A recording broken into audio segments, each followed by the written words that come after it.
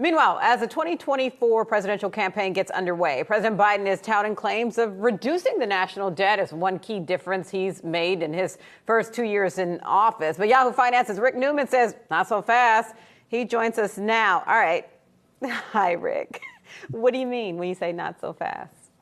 I'm paying attention to all of Biden's speeches and appearances when he brags about Bidenomics and how well the economy is doing under his watch. And there's just one claim he keeps repeating that just grates on me. He says, I reduced the annual deficit by $1.7 trillion in 2 years. No president has ever done that. So you look into it and here are the facts.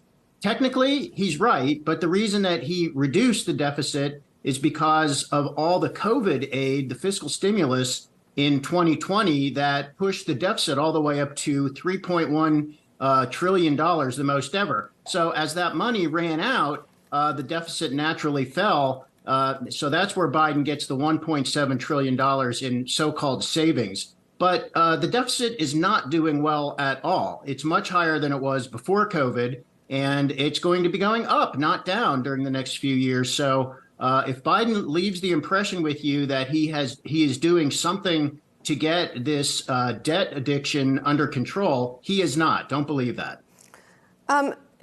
Be that all of that as it may, Rick, it almost feels like just like him, the actual legitimate gains that he has made for the U.S. and the economy, just like voters are kind of ignoring that.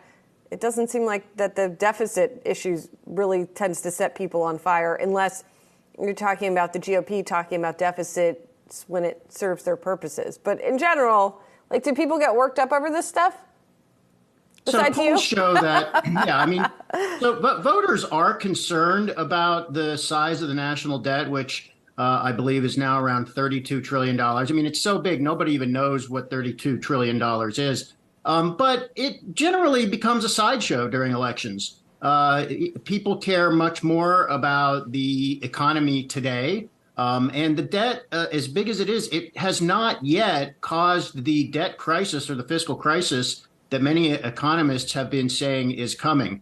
But, for my purposes, Biden does have a lot he can brag about with regard to the economy without fudging the facts. I mean, labor growth under Biden has been fantastic, whether he deserves credit for that or not.